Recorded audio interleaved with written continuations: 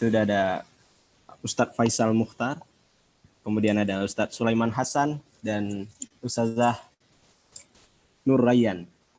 Ya, ini Ustadz Faisal ini merupakan pengawas syariah lembaga keuangan, ya, luar biasa sekali Ustadz Faisal. Kemudian Ustadz Sulaiman Hasan, kepala bagian agama dan peran ulama Biro Kesra Seda Aceh, dan kalau Ustazah Nora merupakan konsultan syariah serta guru tahsin bersanad. Masya Allah. Dan ketiga narasumber kita pada malam ini merupakan lulusan dari Al-Azhar University Kairo, Mesir. Ya, baik. Sebelumnya untuk yang menyaksikan ya, acara kita pada malam ini bisa mengaktifkan semua kameranya. Peserta bisa buka kameranya. Oke, kita langsung saja. Pada malam ini kita akan membahas ya, bisnis menurut ketiga ustadz dan ustazah kita pada malam ini ya. Sekilas kalau misalnya kita lihat pembicaraan ini lebih mengarah kepada Islam gitu ya. Jadi kalau misalnya kita lihat ada sebuah yang disampaikan oleh Umar bin Khattab, "I'mal lid-dunyaka ka'annaka ta'ishu abadan wa'mal li akhiratika ka'annaka tamutu ghadan." Artinya, berbuatlah ya, amal seakan-akan kamu hidup selama-lamanya. Artinya bekerja untuk urusan duniamu. Dan carilah urusan akhiratmu seakan-akan kamu mati besok. Ya.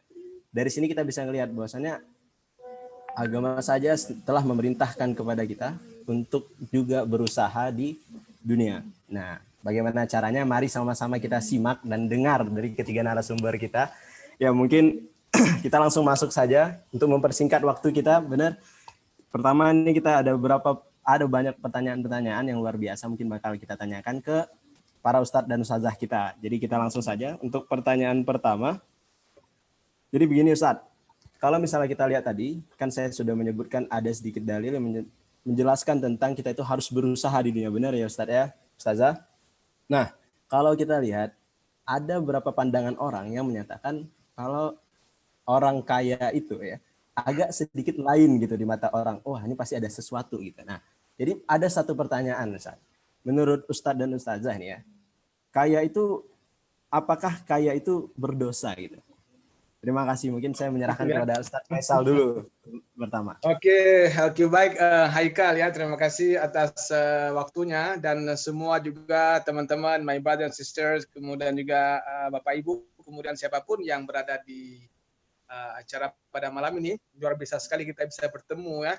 Ini adalah satu topik pembahasan yang menarik sekali. Kenapa? Karena kita ingin membongkar suatu fundamental pemikiran mendasar dalam masyarakat sehingga bisa mendapatkan pemahaman keilmuan baik secara Islam maupun secara umum, secara utuh begitu ya.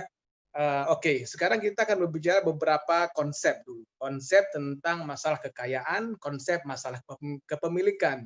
Kalau kita bicara sebelum saya masuk kepada inti jawaban, saya akan buka dulu wawasan kita bersama begitu ya. Kalau kita bicara begini Haikal ya dan teman-teman sekalian tentang kekayaan, pasti kita akan bicara tentang konsep kepemilikan. Dalam sebuah buku yang saya baca ditulis oleh Syekh Nazih Hamad, seingat saya itu mengatakan bahwa ada konsep kepemilikan dalam Islam itu, bahwa konsep kepemilikan itu sebenarnya dimiliki oleh khalifah ataupun oleh pemerintah.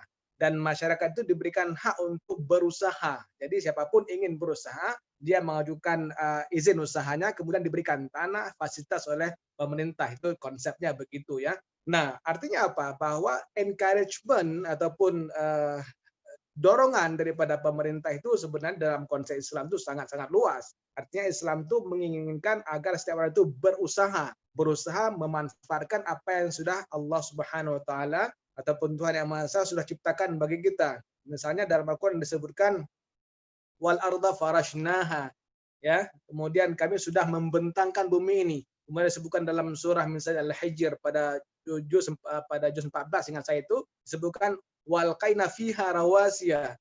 Ya kan, kami juga menjadikan situ sungai-sungai. Jadi sungai-sungai itu juga mengaliri pertanian, kemudian bisa makan minuman untuk ternak, makan minuman untuk manusia juga. Supaya apa? Supaya kita bisa menghasilkan sesuatu. Kenapa? Kalau saya bilang bahwa setiap orang itu harus menjadi orang yang kaya, ya. Setiap orang harus jadi orang kaya. Adapun hidup sederhana adalah pilihan. Bagaimana kok bisa begitu? Ya, intinya ataupun prinsipnya hidup harus menjadi kaya, tapi menjadi sederhana. Setiap orang harus jadi kaya, tapi hidup sederhana adalah pilihan. Itu pilihan setiap orang. Ya, kenapa? Karena kalau kita tinjau dalam contoh dalam Al-Quran pada surah An-Nisa, misalnya gitu ya, disebutkan hendaklah, artinya ya, hendaklah orang-orang itu khawatir ataupun dia merasa feeling gundah begitu kalau meninggalkan di belakang mereka itu generasi-generasi yang lemah. Nah, generasi yang lemah dalam hal apa? Dalam hal spiritual, hubungan dengan Allah Subhanahu wa taala, dan juga dalam hal lemah kalau mereka lemah dalam hal ekonomi. Kenapa? Karena ayat ini berkaitan dengan sebelumnya, dengan menjaga harta, dengan menjaga warisan, dengan menjaga harta yang harus diberikan kepada anak-anak yatim yang mana orang tua sudah meninggal. Nah, konsep warisan itu dalam Islam adanya warisan ketika ada sesuatu yang dibagi. Tapi kalau enggak ada yang dibagi, enggak ada yang dimiliki, apa yang mau dibagikan begitu, ya. Nah, jadi konsep itu sudah sangat jelas. Begitu juga dengan hadis-hadis yang menyatakan bahwa Allah Subhanahu wa taala lebih menyukai dan lebih baik di sisi Allah orang mukmin yang kuat daripada mukmin yang lemah. Kuat dari segi apa? Kuat daripada segi mental, spiritual, karakter, juga dari segi hartanya. Kenapa? Karena orang yang berjuang pada jalan Allah dalam makna yang luas ataupun makna yang sempit itu lebih disukai kalau dia bisa berjuang dengan hartanya dan juga dengan pikirannya, dengan badannya, dengan raganya, dengan tulisannya, dengan mana yang luas ataupun mana yang sempit. Orang yang berjuang pada jalan Allah atau jihad fisabilillah dalam mana yang luas, memakmurkan dunia ini, memakmurkan orang sekitar dia, memakmurkan jirannya, itu jauh lebih baik orang yang melakukan itu dengan hartanya dan pikirannya, dengan tenaganya. Harta itu menjadi suatu acuan. Kenapa? Karena orang bagaimanapun harus hidup itu dengan kebutuhan-kebutuhan sehari-hari. Sandangnya, pangannya. So how we can share to others when we have nothing to share? Bagaimana kita bisa share ke orang, kan begitu Haikal ya. Kepada orang kalau kita tidak bisa punya sesuatu yang bisa kita bagikan. Dalam konsep Islam disebutkan bahwa setiap orang itu harus care dengan tetangganya. Disebut tetangga dalam Islam itu adalah 40 kiri 40 kanan. Kisaran itu 40 kiri 40 kanan itu disebut tetangga. So how we can care our neighbors, ya, tetangga kita, kalau kita tidak memberikan sesuatu. Sedangkan dalam Islam disebutkan tahadaw tahabbu, berikan hadiah maka akan menambah kecintaan. Jadi itu semua unsur-unsur konsep-konsep dan praktiknya juga bagaimana dalam Islam itu seseorang itu harus kaya. Kaya itu kaya dalam artian punya harta yang memang dia berusaha kuat, punya harta yang cukup melimpah, tapi untuk dia hidup sederhana adalah kebijaksanaan dia dan pilihan dia dan kewibawaan dia, gitu. Nah, itu yang pertama. Yang kedua, kalau kita lihat dari konsep dan ini tarikh sejarah dan kenyataannya, Rasulullah SAW itu pada usia usia dia dalam kandungan, ya, ayah beliau sudah meninggal di Abwa. Usia 6 tahun, seingat saya, meninggal ibunya beliau. Usia 8 tahun meninggal kakeknya beliau, ya. Setelah ibunya meninggal, dirawat oleh kakek beliau. Kakek beliau meninggal usia 8 tahun Nabi Muhammad, kemudian dirawat oleh paman beliau. Nah, umur 8 tahun itu Nabi Muhammad Rasul Nabi itu sudah mulai mengembala kambing. What the meaning of mengembala kambing? Itu artinya adalah belajar leadership. Leadership bagaimana kita disebut leadership adalah kita we lead ourselves. Kita meng-lead ataupun menjaga diri kita sendiri. Pikiran kita bagaimana bisa tenang pada saat misalnya gembalaannya itu misalnya sampai ribuan, ya. Karena gembalaan di Timur Tengah ataupun negara-negara Arab itu beda dengan di Indonesia barangkali. Di Indonesia orang punya gembala 2-3 ekor kambing sudah disebut dengan gembala. Tapi di Timur Tengah itu bisa ratusan ribuan. Antara satu gunung dan satu gunung lain itu gembalanya tuh ngekor-ikut semua. So how we can lead ourselves, ya? How we can lead semua kambing-kambing ataupun unta itu kalau kita tidak bisa lead ourselves. Jadi oleh Allah Subhanahu wa taala sudah memberikan kesempatan bagi Nabi Muhammad waktu itu masih kecil 8 tahun, kesempatan untuk meng-lead hewan-hewan ternak itu. Nah, kemudian pada umur 12 tahun itu pertama sekali beliau itu ekspedisi bisnis dibawa oleh paman beliau Abu Thalib. Dari mana? Dari Mekah ketika itu ke Syria. Nah, kalau sekarang itu Syria mencakup 3 negara, singkat saya itu adalah ke Syam, ya.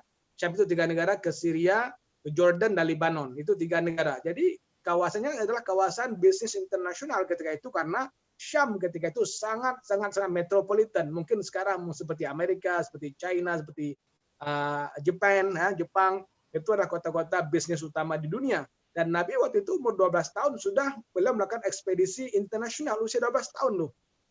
Nah, kemudian usia 17 tahun itu beliau sudah mulai memang bisnis secara regional ya. Itu 17 sampai 20 tahun beliau itu sudah berbisnis di 17 negara. Jangan kita bayangkan 17 negara, Haikal, itu seperti 17 negara sekarang di mana orang punya internet, punya Zoom, punya segala macam, punya pesawat. At that time, 15 century before 15 abad yang lalu, itu Nabi sudah berdagang berniaga di 17 negara. Itu kan level internasional. Jadi istilahnya teman-teman rekanan bisnis beliau itu udah level internasional. 17 negara loh. Nah, kemudian beliau adalah seorang yang memang sangat dikenal dengan amanah ataupun digelar dengan al-amin kan. Jadi sangat-sangat terpercaya sehingga beliau juga adalah orang yang amin, terpercaya, kemudian dia ada siddiq, jadi jujur orangnya, kemudian amanah, menyampaikan apa adanya informasi. Tabligh adalah orang yang cerdas begitu ya, menyampaikan informasi seutuhnya. Kemudian fatanah adalah orang yang cerdas dalam berbisnis, dalam berniaga juga. Sehingga ketenaran beliau ini membuat seorang wanita yang sangat kaya di Mekah, dikenal dengan nama Siti Khadijah binti Khuwailid, beliau itu menguasai hampir 3/4 kekayaan Mekah. Kalau sekarang mungkin orang terkaya kalau di US mungkin di New York ya, ataupun di Jakarta, orang terkaya di Jakarta menguasai 3/4 kekayaan atau 75% kekayaan kota Mekah ketika itu. Nah, pasti seorang Siti Khadijah adalah pebisnis ulung dan juga beliau punya kekayaan yang sangat besar sebagai pemilik modal. Itu mencium seseorang yang luar biasa ini. Kenapa? Karena sudah sangat terkenal sebagai orang terpercaya dan bisnis internasional. Usia 17 tahun. 17 tahun. Where are we? Oke. Yeah. 17 tahun. Di mana kita 17 tahun, waktu usia 17 tahun mungkin masih belajar di SMA gitu ya, atau baru masuk kuliah gitu kan. Tapi Nabi Muhammad sudah menjadi pebisnis ulung internasional. 17 negara loh. Nah, beliau datang ke Irak, ke Basrah, datang ke Wadil Qura, itu kemudian dan seterusnya ke Syam gitu. Jadi semua landasan-landasan prinsip bisnis, prinsip untuk menghasilkan suatu earning, kekayaan ataupun wealth itu sudah ada sejak pada contoh Nabi Muhammad SAW. Begitu juga dan sahabat-sahabat lain seperti Sa'ad bin Abi Waqqas, nanti mungkin ustaz-ustaz dan ustazah yang lain, Ustazah Nora dan juga Ustaz Sulaiman bisa menceritakan lebih lanjut. Nah, tapi saya ingin garis bawahi bahwa konsep kekayaan bagi Islam itu adalah wajib. Kenapa wajib? Karena Islam punya rukun Islam itu ada 5 kan? Mengucap kalimat syahadat, sholat, kemudian zakat, puasa, dan haji.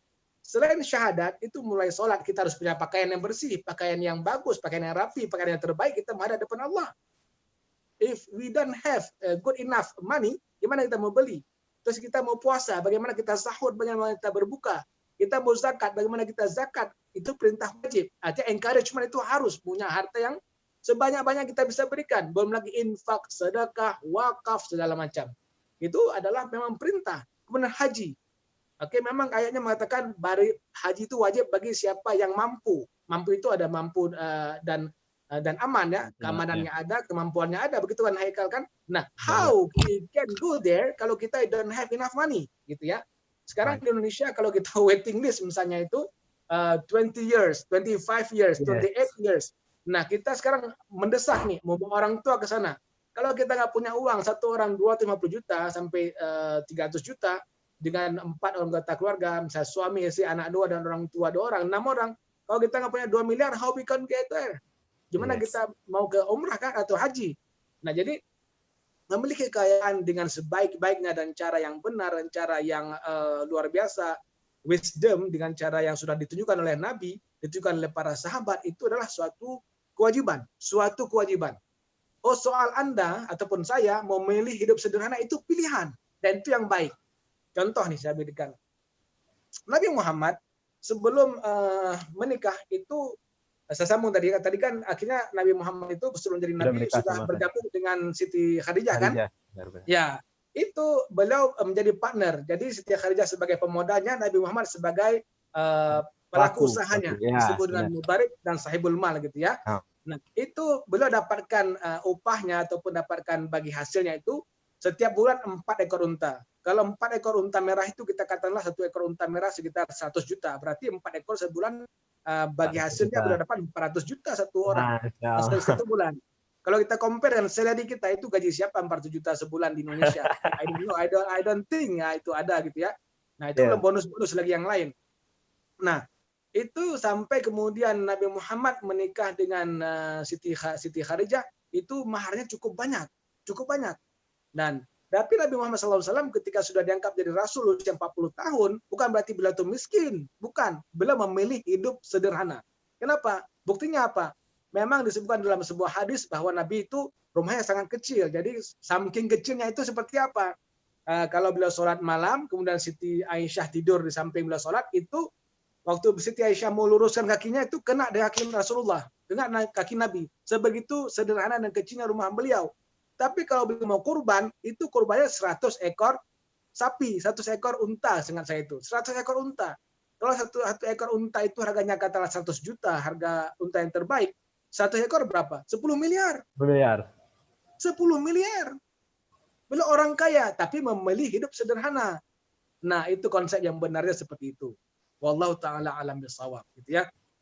Itu mungkin yang bisa saya sampaikan sebagai pembukaan atau pemanasan malam ini ya, Iya supaya benar, kita Ustaz. dapat brainstorming itu yang benar. Jangan orang bilang, oh saya mau hidup sederhana, saya mau hidup bersahaja, tapi dia nggak punya apa-apa untuk dia dan tidak ada juga bisa diberikan pada orang lain. So how we can help other people?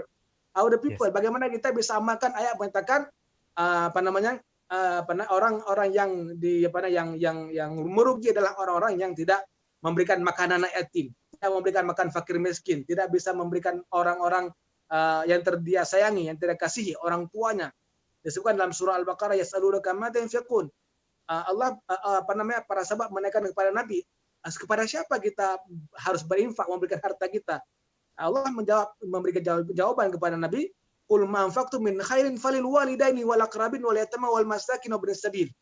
Ya, berikan harta terbaikmu. Nah, harta terbaik kan diperolehnya baik, caranya baik, hasilnya baik, dan uangnya juga ataupun jumlah juga baik. Orang tua, ya, wal yatama anak yatim, wal masakin, ya, termasuk orang-orang yang menjadi tanggungan kita dan ibnu sabil, orang-orang dalam perjalanan dia kekurangan biaya ataupun putus biaya, kita bantu semua.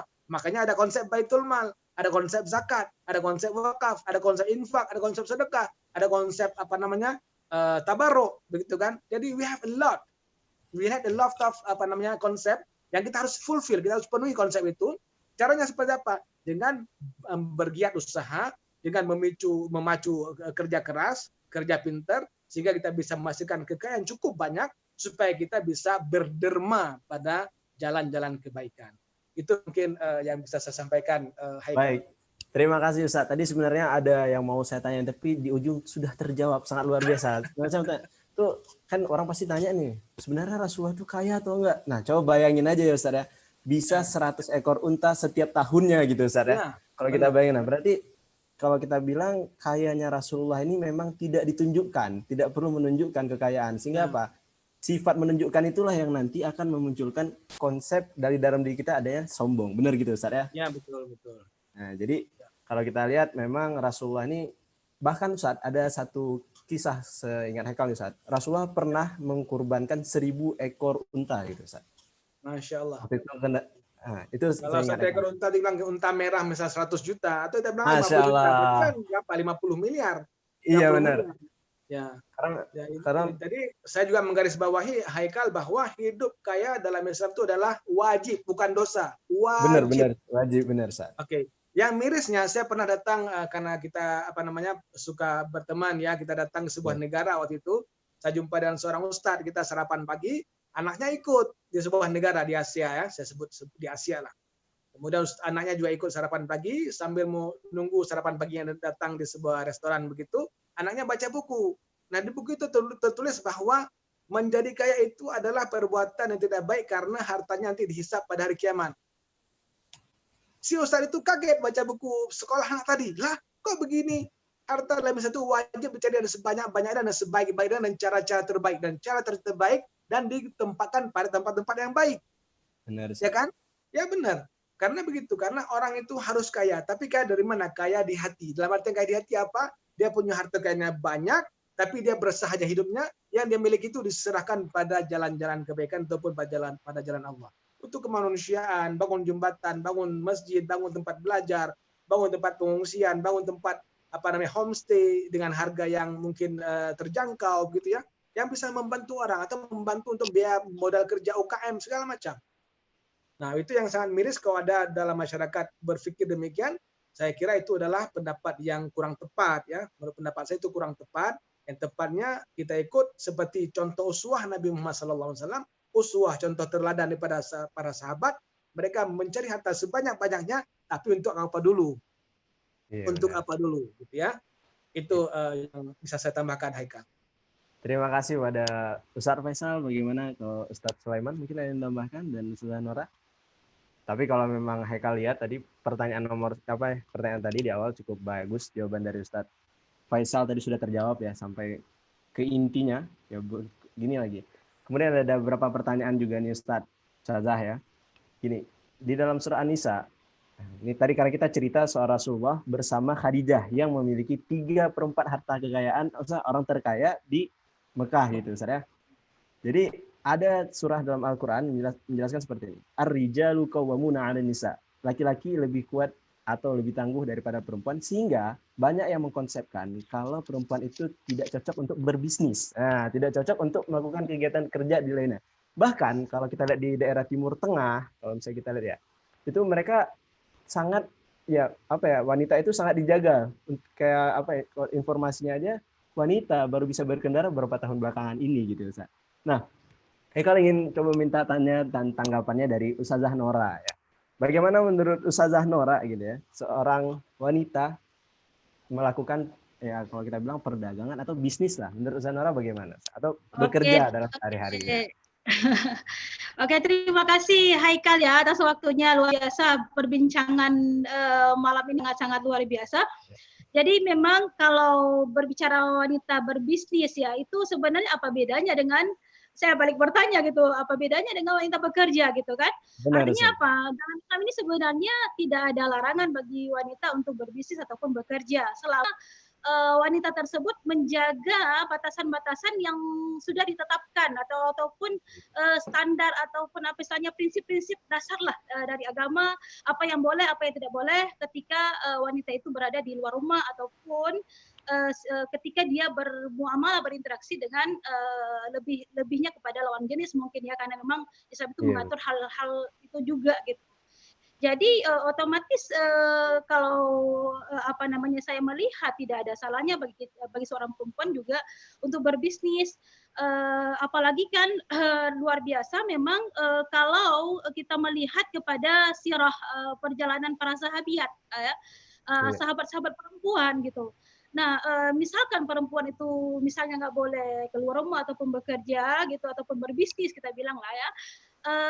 Dalam sejarah itu ada yang namanya Nusaybah binti Ka'ab, beliau Ummu Umarah ya, dikenal dengan Ummu Umarah, beliau itu bahkan ikut berperang bersama laki-laki gitu. Nah, kalau dibilang tadi masalah kawamnya punya laki-laki, tapi ini perempuan juga ikut berperang bersama Rasulullah SAW gitu ya. Jadi juga dalam sejarah itu juga, dalam sejarah Islam juga banyak sebenarnya pembisnis ulung perempuan gitu. Selain daripada Siti Khadijah, mungkin sekilasnya saya juga membaca dalam sejarah itu ada yang namanya Ummu Syuraik ya. Ummu Syuraik ini beliau itu lebih dikenal mungkin ceritanya dalam Islam itu ketika beliau mendapatkan minuman dari langit gitu ya. Mungkin itu tidak kita bahas malam ini. Tapi yang tentang beliau seorang yang sangat dermawan, seorang donatur yang sangat luar biasa bagi para kaum muhajirin orang-orang Mekah yang hijrah ke Madinah pada saat itu tidak terlalu terangkat kalau saya lihat gitu kan. Nah, padahal dalam hadis Sahih Muslim itu ada gitu yang diriwayatkan oleh Fatimah binti Qais ya, bahwasanya ada seorang perempuan itu Ummu Syuraik ataupun dinamakan dengan nama beliau itu Ghaziyah ya. Beliau itu seorang yang mempunyai harta yang banyak ataupun ghaniyah ya, mempunyai harta yang banyak, dan beliau itu rumah beliau itu selalu dipenuhi oleh apa namanya, kaum muslimin yang tidak mampu pada saat itu gitu.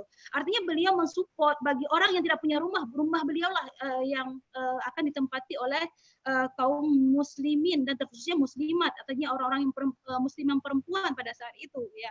Jadi dan apa namanya, dari cerita beliau itu saya melihat bahwa dari mana beliau memperoleh harta, karena sebenarnya beliau adalah dari Makkah. Ketika di Madinah beliau itu sebenarnya apa namanya, juga beliau itu berbisnis sebenarnya. Jadi harta yang beliau dapatkan itu dari bisnis. Nah, yang sangat luar biasa populer dalam artian semua orang tahu ya, ada seorang perempuan juga yang sangat tersohor yang tadi dibicarakan oleh Ustaz Faisal ya. Ummul Mukminin, ya, Ummul Mukminin pertama, istri Rasulullah pertama, beliau Siti Khadijah ya. Subhanallah itu beliau itu sudah berbisnis dari semenjak usia namanya remaja sebenarnya. Kenapa? Karena beliau sudah mempunyai mindset bisnis ya, berpikir untuk berbisnis itu dari orang tuanya. Ayah beliau itu Khuwailid ya, seorang juga yang sangat terkenal pada saat itu di Makkah ya, seorang yang kaya raya gitu. Nah, istilahnya gini ya, Haikal ya, buah itu tidak apa namanya, tidak jatuh tidak jauh dari pohonnya. Iya. dari pohonnya gitu ya. Iya. Jadi, Benar. betul banget itu terbentuk Siti Khadijah gitu. Artinya ya kalau seorang orang tuanya pejuang, anaknya juga ikut berjuang gitu ya. Jadi beliau itu sebelum menikah dengan Rasulullah kan beliau sempat menjadi janda 2 kali. Jadi dan orang tuanya, ayahnya itu juga sudah meninggal. Dan memang dari harta orang tuanya beliau memang ada, tapi yang luar biasanya itu beliau itu bisa apa namanya, berpikir untuk sangat-sangat produktif gitu ya, bukan hanya uang ada dipakai habis, uang ada dipakai habis, tapi beliau itu berinvestasi dan juga berbisnis gitu kan. Nah, itu luar biasa, beliau sudah memahami cara mengelola keuangan pada saat itu untuk berinvestasi dan menjalankan bisnis yang sangat luar biasa. Nah, otomatis pada pasti apa namanya, itu sudah terbentuk dari mindset yang dari orang tua, yang dibentuk dari orang tuanya seperti itu ya. Jadi apa namanya, kemudian juga saya banyak sih sebenarnya pelajaran yang saya bisa ambil dari kisahnya Khadijah. Saya juga sangat terinspirasi dari beliau gitu, bagaimana leadership-nya beliau gitu. Beliau itu kan perempuan, otomatis apa namanya, sedangkan apa namanya, dalam menjalankan bisnis beliau tidak sendirian, beliau berpartner artinya punya tim gitu, karena kan apa namanya, tidak mungkin beliau itu menjalankan sendiri gitu ya. Jadi beliau itu bahkan berpartner dengan Abu Thalib ya, pamannya Rasulullah, dan hingga juga Rasulullah juga ikut menjadi seorang, bisa dikatakan manajernya beliau sebelum menikah dengan Siti Khadijah. Nah, subhanallah leadership-nya beliau dalam apa namanya, mendelegasikan apa namanya, tugas ya kepada orang lain itu luar biasa. Seorang perempuan bisa memimpin laki-laki itu dahsyat banget itu. Dan yang sangat luar biasa juga gitu ya, yang saya pelajari dari beliau itu tentang masalah ini apa namanya, dermawannya beliau ya, itu luar biasa. Dan artinya saya sangat setuju dengan Ustaz Faisal tadi yang sudah menyampaikan ya, kenapa kita mesti kaya sebenarnya gitu. Jadi apa namanya, kaya ini tidak pernah apa, memang wajib gitu, saya setuju banget gitu. Ketika apa Khadijah ini kan berpaten dengan Rasulullah, dan beliau itu subhanallah seorang donatur dakwahnya Rasulullah gitu. Balik lagi kepada niat kita. Ketika niat kita memang tujuannya untuk akhirat kita ya kan, dalam Islam itu kan memang artinya jangan kita dunia oke, tapi jangan pernah melupakan akhirat. Iya, tapi akhirat juga oke. Kalau dunia oke, akhirat oke, kenapa nggak ada yang salah? Sebagaimana yang Allah firmankan dalam surah Al-Qasas gitu ya, ayat 77. Di situ Allah berfirman, wa bataghi fima atakallahu daral akhirah wa la tansa nasibaka minad dunya gitu.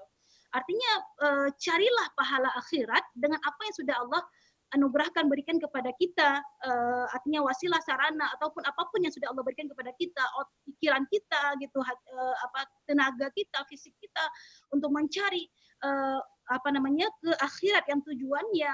Dan Allah juga berfirman, jangan pernah melupakan dunia, dalam artian ya kita juga punya tanggung jawab di dunia ini gitu, punya tanggung jawab di dunia ini. Dan tanggung jawab kita di dunia ini kan bukan hanya buat kita pribadi, bukan hanya buat keluarga kita, tapi juga kepada orang-orang lain. Kalau kita bisa bermanfaat hidup buat orang lain, orang banyak, kenapa tidak gitu kan?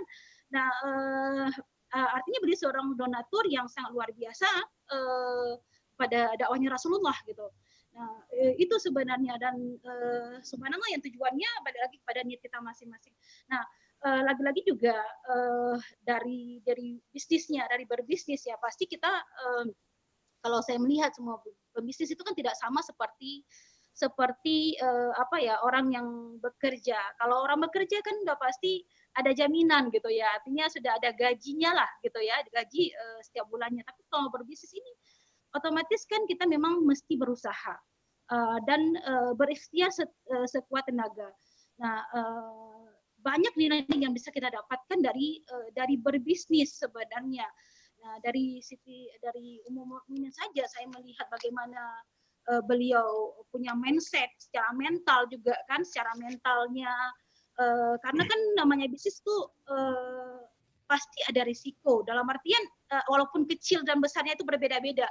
Artinya ketika misalnya Siti Khadijah beliau mengutus Rasulullah untuk membawa dagangannya ke negeri Syam, itu beliau kan juga mengutus kepercayaannya Maisarah untuk melihat lah, memantau lah gitu, ya kan, memantau bagaimana usahanya, dan itu kan sudah dipikir-pikir dalam artian ya, kalaupun beresiko bagaimana, nggak beresiko bagaimana. Dan alhamdulillah ketika beliau berdagang dengan Rasulullah itu kan luar biasa menghasilkan limpahan, dalam artian 2 kali lipat malah keuntungan yang bisa didapat oleh Khadijah ketika berpartner dengan Rasulullah SAW gitu.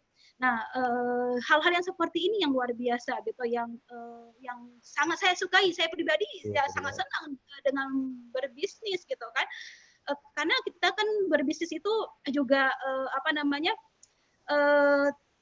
berusaha, tapi kita tetap bagaimana otomatis tidak mungkin bekerja sendirian, artinya melibatkan, otomatis sudah pasti yang harus kita libatkan yang paling utama adalah Allah Subhanahu wa taala. Secara spiritual pasti akan kita dapat gitu. Untuk keberhasilan sebuah bisnis gitu, Haikal ya. Jadi ibaratnya seperti ini ya, bertawakal itu ya. Nah, saya mungkin sedikit mengklarifikasi makna tawakal gitu kan. Banyak orang juga gitu ya berserah aja tanpa berusaha, itu tidak akan mungkin bisa didapatkan. Umar bin Khattab beliau itu pernah mengusir, dalam artian bukan mengusir bagaimana ya, ada sekelompok pemuda gitu ya, yang mereka itu hanya beribadah di masjid berhari beribadah di masjid. Sampai saat itu pas ketika Umar berkeliling, beliau melihat dan mendengar dari sekelilingnya gitu ya, ada pemuda yang tanpa bekerja, mereka diam di masjid, yang alasan mereka adalah untuk ibadah gitu kan. Nah, di situ Umar menegur mereka dengan mengatakan bahwasanya Allah itu tidak menghujankan emas dari langit. Dalam artian harus berusaha.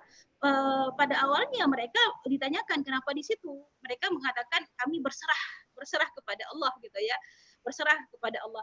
Nah, kata Umar, yang dikatakan berserah itu adalah berusaha, kemudian berdoa, kemudian bertawakal. Nah, bertawakal ini kan sangat luar biasa gitu ya. Artinya ketika kita bertawakal pasti Allah akan memberi. Ibaratnya seperti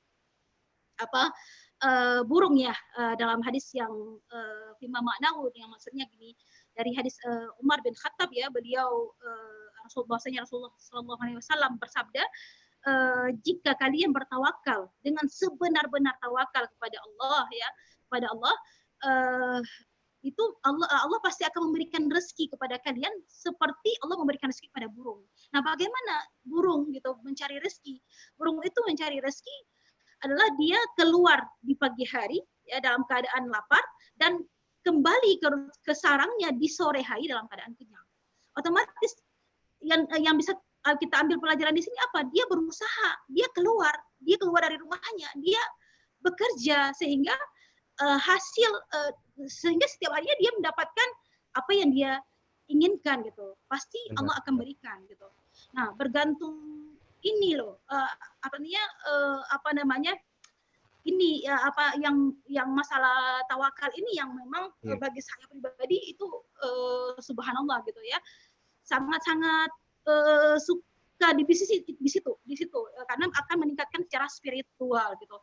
Nah, kalau saya sih kalau ada bisnis yang mempunyai sarana-sarana seperti itu untuk bukan hanya sekedar bisa membantu secara finansial, secara keuangan ya kan, tapi bisa membentuk karakter kita, bisa mendukung secara mindset, secara juga secara spiritual, meningkatkan secara spiritual, sangat-sangat oke gitu untuk berbisnis gitu kan. Nah, dan satu lagi hal Haikal yang mungkin saya ingin saya sharingkan, saya juga tadi siang itu mendapat inspirasi yang sangat luar biasa Haikal. Mungkin ya gini, ya. Halo? Iya, kedengaran sudah ya. Oke, kedengaran ya. Oke. Jadi gini, kalau di Mesir itu saya sering dengar gitu. Ada waktu kita masa-masa di Mesir itu ada orang orang kaya yang membangun masjid sendiri gitu, tanpa menerima sedekah dari orang lain. Saya sangat terinspirasi dan itu juga kenapa saya juga ingin punya bisnis yang bisa bukan hanya manfaat buat diri sendiri. Artinya bisa membantu saya untuk akhirat saya gitu kan, artinya bisa menjadi amal jariah gitu. Nah di Aceh pun gitu ya, baru-baru ini juga kita ada di Banda Aceh tepatnya itu ada Masjid KL ya, itu yang menghabiskan berapa miliar gitu untuk membangun masjid yang dibangun oleh satu orang. Artinya makin mendorong saya gitu pribadi untuk harus berbisnis gitu. Nah, yang tadi siang itu yang saya dapat itu ada lagi gitu di Aceh Besar tepatnya gitu ya. Ada satu orang yang subhanallah beliau itu membangun pesantren di atas tanah 5 hektar itu menghabiskan biaya sampai 11 miliar. 11 miliar dan itu dikeluarkan dari orang tersebut, dari satu orang gitu, dari hanya dana satu orang. Dana pribadi. Iya, dana pribadi beliau. Dan cek recheck, saya coba cek siapa sih beliau. Rupanya beliau juga punya bisnis. Nah, menurut saya ya kalau kita bekerja biasa, kayaknya kalau nggak ada warisan dari orang tua misalnya gitu kan, bagaimana kita bisa membangun itu, bagaimana kita bisa membuat itu bisa bermanfaat buat orang banyak gitu kan, khairun nas anfa'uhum linnas, otomatis sebagai manusia lah yang bisa bermanfaat buat orang lain. Dan yang sangat luar biasa ketika misalnya membangun masjid seperti tadi, kemudian juga bisa membangun pesantren, otomatis kan apa yang kebaikan-kebaikan yang dibuat di pesantren tersebut itu akan terus mengalir bagi si donatur tersebut walaupun dia sudah tidak ada di dunia itu, di dunia ini gitu. Nah, itu yang membuat saya pribadi sangat-sangat excited gitu ya, sangat-sangat ya harus berbisnis gitu. Ya artinya ya dalam Islam kita juga tidak melarang kan bagi wanita untuk berbisnis. Mungkin seperti itulah Haikal ya gambaran. Jadi kalau misalnya kita lihat dari pertanyaan tadi, bagaimana pandangan Ustaz terhadap wanita berbisnis? Why not? Gitu ya, saya kenapa tidak gitu ya. Kalau misalnya selama kita, gitu kan? Iya, benar ya. Bisa menjaga batasan-batasan tadi, benar ya Ustaz ya? Iya, setuju. Jadi iya, betul, Haikal. Memang sangat luar biasa, banyak tadi poin dari Ustaz. Mungkin kalau pas itu bakal banyak lagi tentang tawakal ya. Makanya Haikal juga teringat tentang cerita Ustaz tadi yang masalah bagaimana usaha dan doa. Haikal teringat salah seorang guru Haikal pernah berkata seperti ini. Seseorang yang berusaha tanpa berdoa sama dengan sombong. Dan seseorang yang berdoa tanpa berusaha sama dengan pemalas. Artinya kedua-dua ini benar-benar penting. Sama kayak Ustaz bilang, antara tawakal dengan doa itu benar harus disatukan.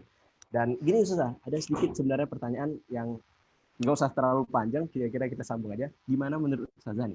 Kalau seandainya ada seorang suami yang melarang istrinya untuk berbisnis, gitu gimana Ustazah? Menurut Ustazah aja nih, gimana Ustazah? Sekilas nih Ustazah, gitu. Nah, iya. Apakah ya sekilas Ustazah? Ini karena kayaknya asik nih. Iya nih, karena asik nih Ustazah kan. Karena apalagi kita kan kayak dia. Nah, ya, memang sih sebenarnya gini. Ya, betul Ustaz. betul. Nah, sebenarnya suami itu punya hak memang melarang atau tidak gitu kan. Nah, kalau memang suami juga apa namanya kalau suami saya sih sebenarnya sangat-sangat oke ketika saya punya bisnis bisa menurut keuangan suami saya gitu kan. Nah, lagi-lagi segini sebenarnya apa namanya Siti Khadijah ini kan ketika menikah dengan Rasulullah waktu itu apa namanya Siti Khadijah itu lebih mandiri secara keuangan daripada Rasulullah. Bahkan ketika Rasulullah itu dilamar oleh Siti Khadijah ya, itu Rasulullah juga sedikitnya beliau itu ada terpikir bagaimana beliau bisa menafkahi keluarga kalau beliau menikah gitu. Artinya kemapanan dari segi itu sempat terpikir oleh Rasulullah sehingga dikuatkan oleh Khadijah, oleh Siti Khadijah Ummul Mukminin ya. Artinya kalau masalah itu tidak jangan jadi masalah gitu kan. Iya, gitu, kan? Harus didiskusikan di keluarga gitu ya. Betul. Apalagi kayak gini sudah kita di Aceh ini kan memang sangat gitu loh, saudara kan kalau misalnya ada istri yang bekerja, suami itu pasti jangan sampai melebihi kan, nggak ada gitu, saudara kan. Ya, tapi semoga nanti bagaimana caranya di rumah tangga itu harus ada diskusi gitu ya, saudara. Bagaimana Rasulullah dengan Khadijah ya, Ummul Mukminin saling melengkapi karena tidak semuanya harus Rasulullah yang mengeluarkan, karena banyak juga memang perjuangan dakwahnya Rasulullah itu dibantu oleh Siti Khadijah gitu. Ya. Baik, saudara, terima kasih banyak. Kita lanjut, ada pertanyaan lagi nih. Waduh, makin luar biasa aja nih ya. Jadi ini kita sudah banyak membahas bagaimana tadi Rasulullah SAW, ya, Khadijah, serta banyak perjuangan-perjuangan. Mungkin kalau ada juga kayak hari ini yang kita lihat salah satunya hijab Umi Lila. Nah, itu salah satu yang kalau nggak salah kalau foundernya adalah perempuan. Nah, dan sekarang dia sudah terkenal di seluruh Indonesia kalau misalnya perempuan pakai hijab Umi Alila kalau nggak salah. Nah, itu juga ya, jadi bisa pelajaran buat kita semua. Nah, begini, mungkin kita lanjut. Pertanyaan selanjutnya begini, mungkin saya tanya ke Ustadz Sulaiman nih, Ustadz. Menurut Ustadz nih, Ustadz, bagaimana bisnis berdasarkan pandangan Islam? Karena tadi udah dikupas nih sama Ustadz Faisal bagaimana Rasulullah berdagang, berbisnis. Kemudian dari Ustadz Nora tadi, perempuan juga kayaknya harus berbisnis. Nah, menurut Ustadz Sulaiman nih, Ustadz, bisnis secara pandangan Islam sebenarnya kayak gimana sih? Iya, saya serahkan kepada Ustadz Sulaiman. Ya, baik. Haikal, luar biasa ya. Iya, Ustadz. Mungkin saya akan share linknya sedikit ya, biar semua bisa nangkep ya. Oke. Luar biasa ya, Haikal. Tadi kita telah mendengar dari Ustaz Faisal dan Ustazah Nora. Jadi sebelum saya memulai dan menjawab pertanyaan dari Haikal, perlu kita maklumkan juga bahwa yang ikut mendengar di channel malam ini banyak sekali ya, dan tidak hanya Muslim, bahkan non-Muslim juga ikut bergabung ya, sangat luar biasa. Artinya universal ya, dia terbuka untuk semua orang. Sebetulnya dari jawaban-jawaban yang sudah dijawab tadi oleh Ustadz dan Ustazah itu sudah bisa kita maklumi dan kita pahami bahwa kalau bisnis menurut pandangan Islam itu ya suatu yang dihalalkan, bahkan sangat dianjurkan. Jadi dari apa yang telah dijelaskan tadi, kita pahami bahwa memang ya dianjurkan dan hukumnya pun halal. Tadi juga Ustadz Faisal telah menyebutkan ya, dan ini juga telah dilakukan oleh Rasulullah, kemudian juga telah dilakukan oleh sahabat-sahabat Rasul. Kalau sahabat Rasul itu, misalnya kalau sahabat yang ma'ruf ya, yang dikenal dengan khalifah yang 4 itu, Abu Bakar, Umar, itu mereka itu kalau kekayaannya sangat luar biasa. Kalau ada perintah untuk mengeluarkan infak, untuk bersedekah, mereka kadang-kadang seluruh hartanya itu akan disedekahkan di jalan Allah. Artinya apa? Mereka itu orang-orang yang sangat kaya. Ya, sangat kaya. Tadi juga sudah disebutkan sama Ustadz Faisal terkait dengan Abdurrahman bin Auf. Beliau juga orang yang miliarder di Makkah, kemudian ketika beliau hijrah ke Madinah, itu dipersaudarakan oleh Rasul dengan Sa'ad bin Rabi. Sa'ad bin Rabi juga miliarder di Madinah. Tapi ketika itu, pada saat beliau pergi ke Madinah, beliau tinggalkan semua harta beliau. Dan beliau tidak mau untuk diberikan harta, tetapi beliau lebih memilih untuk berbisnis ataupun berniaga sendiri. Okey, mungkin kita akan melihat ya orientasi bisnis menurut Islam. Kalau menurut Islam itu bisnis yang paling penting itu keuntungan itu ada bagi penjual, kemudian termasuk juga bagi pembeli. Jadi jangan hanya untung bagi penjual, rugi bagi pembeli. Di orientasinya itu Islam tidak hanya menguntungkan satu orang saja. Nah, kemudian dari segi kemaslahatannya, itu kemaslahatannya maslahah ammah, maslahah bagi masyarakat, maslahah bagi semua orang. Jadi semua orang bisa memakai. Kalau misalnya kita ibaratkan dengan satu produk, jadi produknya itu bisa bermanfaat untuk semua orang. Nah, itu orientasi bisnis. Kemudian terperdayakannya sosial. Ada pemberdayaan sosial di situ. Jadi terbantu masyarakat yang ekonomi lemah dengan adanya bisnis, maka akan terangkat ekonominya. Kemudian begitu juga untuk hilangnya pengangguran dan bertambah lahan pekerjaan. Itu orientasi bisnis. Jadi supaya tidak ada pengangguran. Jadi pengangguran kalau dalam Islam itu dibenci. Tidak suka. Seperti orang yang suka berpangku tangan, orang yang bermalas-malasan, itu Islam tidak suka. Makanya konsep Islam itu atau orientasi Islam ini bagaimana semua orang itu punya pekerjaan dan dia bisa kembangkan sendiri. Bisnis apapun yang penting halal. Okey, kita lihat juga etika ataupun prinsip bisnis Islam. Jadi kita perlu pahami. Mungkin ini menjadi wawasan juga bagi yang non-Muslim ya. Kita orang Islam mungkin sudah banyak memahami, tapi yang untuk non-Muslim juga menjadi wawasan. Kalau etika atau prinsip bisnis di dalam Islam itu menjauhi hal yang samar. Dalam artian jelas. Makanya dalam Islam itu tidak boleh seseorang itu menjual sesuatu yang tidak jelas. Misalnya kalau kita beri contoh, kalau di sini membeli buah di pohon yang buah itu belum bisa dipastikan apakah dia nanti akan masak pada waktunya ataupun dia nanti akan busuk. Jadi Islam jauh sekali melihat ya. Kemudian begitu juga menghindari judi. Nah, jadi dalam Islam itu tidak dibenarkan untuk berjudi karena akibat daripada judi itu ada orang-orang yang akan dirugikan. Oke, sekilas saja. Kemudian kita lihat berikutnya menghindari penindasan. Nah, jadi tidak boleh seseorang itu ditindas ataupun tidak boleh menjadikan bisnis ini ada orang-orang yang dilemahkan. Itu tidak boleh. Makanya kalau kita lihat di dalam Al-Baqarah ayat 188 itu, dan janganlah sebagian kamu itu memakan harta sebagian yang lain ya dengan cara yang batil. Artinya tidak boleh kita ada unsur-unsur pemaksaan ataupun ada unsur-unsur penindasan. Oke, kemudian selanjutnya menjauhi riba ya. Kalau yang lebih simpel yang sering terjadi praktek sehari-hari itu rentenir. Nah, ini yang mudah kita pahami ya. Mungkin kalau sebahagian orang mungkin sukar memahami riba. Jadi yang lebih simpel, rentenir di satu sisi kayak dia membantu orang lain, tetapi di sisi yang lain dia mencekik leher yang peminjam itu. Misalnya dia punya duit 1 juta, dia kasih pinjam ke saudaranya, tetapi pada saat kembalian nanti itu harus dikembalikan 1.200.000 misalnya, ataupun 1.500.000 itu dicekik. Tetapi kalau tanpa disyaratkan hal-hal yang seperti itu boleh kasih pinjam sama orang, kemudian pada saat kita mengembalikan kita kasih lebih, ya itu dibenarkan dalam Islam. Oke, kemudian selanjutnya menjauhi penipuan.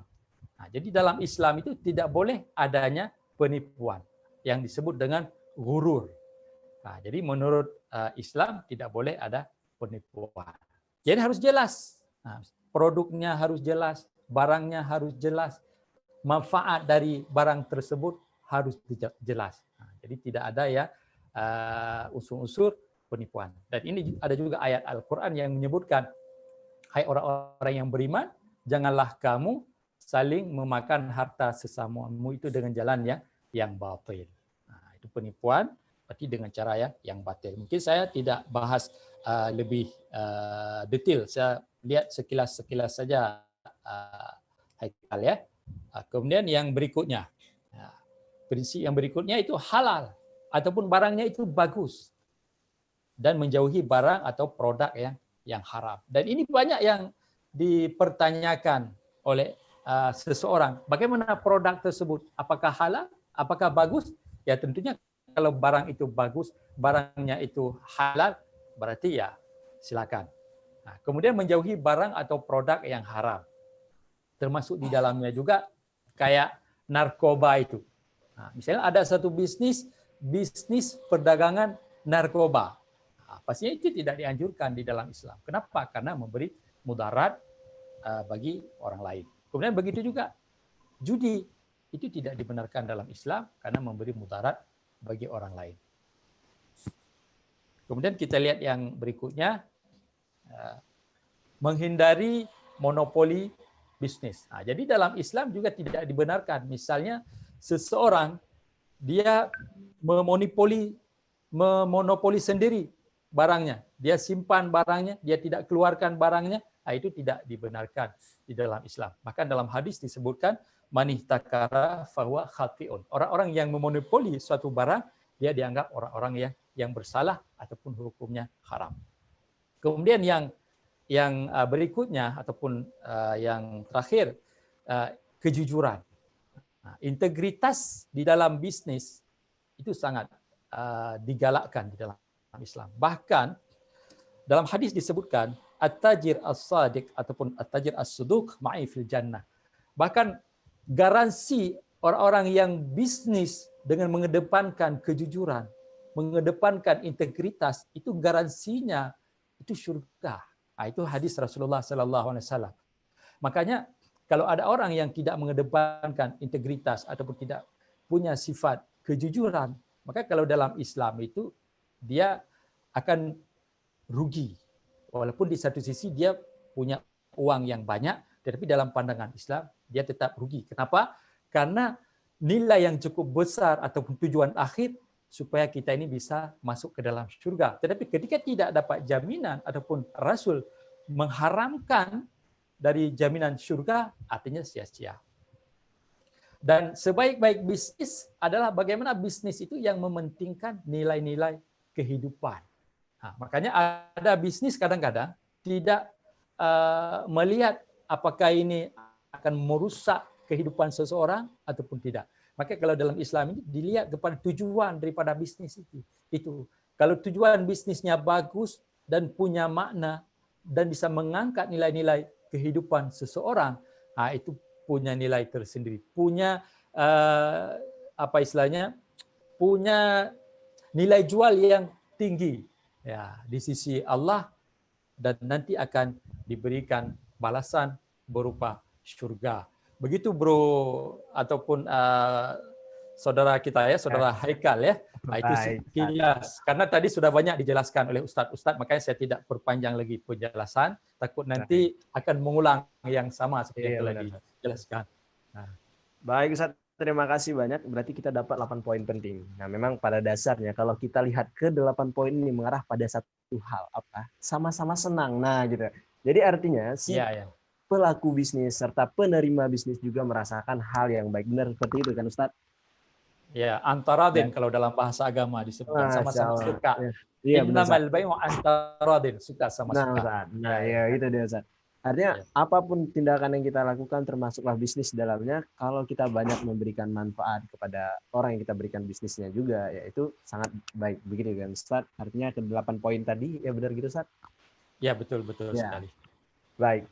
Sebelumnya Ustaz, ini kalau kita lihat itu kan adalah gambaran-gambaran bagaimana Islam memberikan salah satu jalannya terhadap bisnis atau apa yang harus kita perhatikan ketika kita melakukan sebuah perdagangan ya. Seperti itu. Mungkin ada tambahan dari Ustaz Faisal, mungkin dari Ustaz Nora, bagaimana? Oke, ya. Boleh mungkin Haikal saya coba berikan tambahan sedikit dari yang tadi ya. Saya bilang ini acara malam ini bagus banget karena kenapa kita walaupun waktunya mungkin agak terbatas ya karena beberapa kota dan mulai agak malam, tapi ini adalah suatu yang sangat membuka wawasan sebenarnya karena kita bicara dari segi fundamental basic yang sebenarnya seperti apa begitu ya. Itu dari tadi itu saya bisa sampaikan juga bahwa ternyata dari referensi Al-Quran, daripada Sunnah, dari contoh daripada sejarah itu sampai sekarang kita bisa masih merasakan manfaatnya. Contoh seperti yang orang semua tahu, seluruh dunia orang tahu bagaimana sejak 15 abad yang lalu, 1.500 tahun yang lalu itu wakaf dari Utsman bin Affan itu masih dirasakan manfaatnya sampai sekarang. Al-Quranul Karim ya Mas. Ya, jadi Utsman bin Affan itu kan sahabat Nabi, itu orang yang sangat dermawan dan kaya. Beliau juga adalah menantu Nabi, itu adalah orang yang sangat kaya dan sangat dermawan. Itu hartanya luar biasa banget. Beliau banyak mewakafkan harta dan sampai sekarang itu hasil pada kebun kurmanya saja itu tidak habis-habis hasilnya yang bisa dimanfaatkan untuk manfaat bagi kemudahan orang berangkat haji. Dan bagi teman-teman mungkin yang juga satu kota misalnya di Aceh ya, di Aceh itu sangat terkenal adalah namanya wakaf Habib Buga Aceh. Nah, Habib Buga Aceh itu adalah orang yang seingat saya datang ke Mekah itu sekitar abad ke-18 atau 19 gitu ya. Itu beliau adalah seorang pebisnis dari Aceh itu ke Mekah. Dan kemudian mewakafkan banyak tanah dan juga bangunan-bangunan sampai sekarang itu orang Aceh yang berangkat haji dari Aceh, siapapun yang berangkat haji dari Aceh itu mendapatkan fasilitas yang sekarang itu dikompensasi oleh pemerintah Aceh itu dengan berbentuk uang rial. Seingat saya Tunggu Sulaiman, Ustaz Sulaiman dapat informasi lebih updated, itu sekitar 4.000 rial seingat saya itu, atau berapa mungkin 4.000 rial itu bisa dimanfaatkan oleh setiap jamaah haji dari Aceh. Kenapa? Karena itu ada syarat wakafnya. Seingat saya menyebutkan bahwa setiap jamaah haji dari Aceh yang datang dari Aceh itu ke Mekah untuk haji itu dia dapat fasilitas pemondokan selama haji, tapi kompensasi sekarang dengan uang karena banyak orang yang menginap di tempat wakaf Habib Buga Aceh. Ini menunjukkan bahwa berbisnis itu memberikan manfaat yang luar biasa kepada orang lain. Kembali lagi kita sudah berbisnis, dapat income-nya, untuk apa kita gunakan. So bisnis bagi saya sih itu ataupun menghimpun kekayaan itu adalah kewajiban. Tinggal kita salurkan pada jalan-jalan yang sangat-sangat efektif dan sangat-sangat baik. Dan mungkin saya tambahkan sedikit, itu yang tadi saya sebutkan, mungkin juga beberapa narasumber yang sebutkan adalah model-model bisnis pada masa-masanya sendiri. Ya, Dan sekarang itu kita punya model bisnis yang beragam. Ada misalnya bisnisnya bisa misalnya berbentuk company semacam investment company, juga mungkin bisnisnya bukan trading, bisa bisnisnya dropshipper, bisa bisnisnya mungkin yang lain-lain ya, yang juga online bisnis, network marketing lah istilahnya saya. Tapi apapun model bisnisnya, menurut saya ada satu hal, yaitu harus ada sekolah bisnisnya, harus ada mentornya. Karena Nabi Muhammad ketika masih berbisnis umur 12 tahun, dimentorkan langsung oleh paman beliau, oleh Abi Thalib.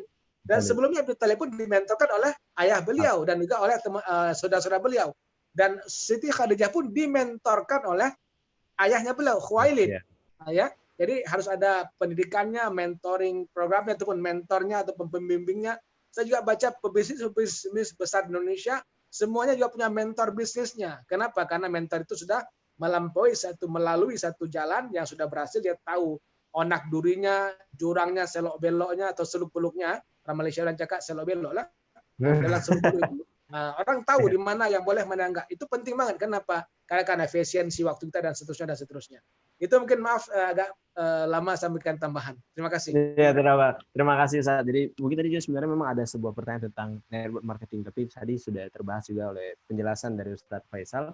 Saya rasa mungkin juga berhubung waktu kita sudah mendekati akhir ya. Jadi kalau misalnya kita lihat berapa penjelasan daripada Ustaz dan Ustazah kita pada malam ini, ada sebuah hadis yang menjelaskan tentang laisa bi khairikum man tarakat dunyahu li akhiratihi wa la akhiratahu li dunyahu hatta yusiba minhum jami'an.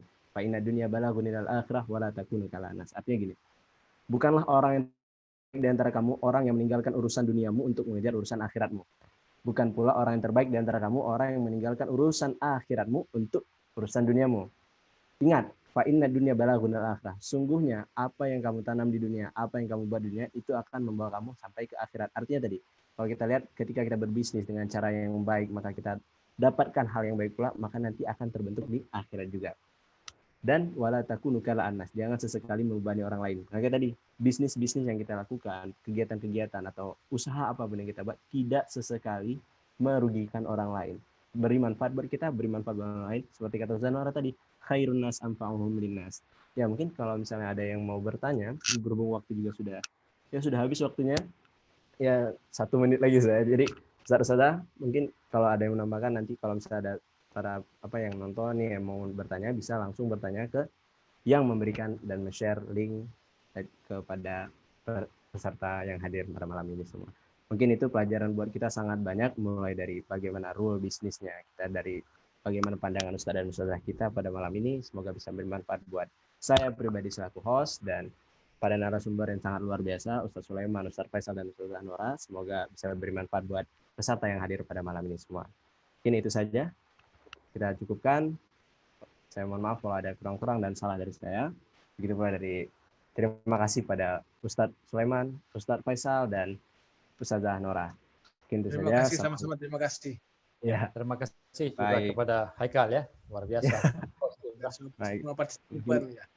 Ya, mungkin tadi kayak misalnya ada yang bertanya, silahkan tanyakan ke yang memberikan. Itu saja. Assalamualaikum warahmatullahi wabarakatuh. Selamat malam semuanya. Waalaikumsalam. Waalaikumsalam.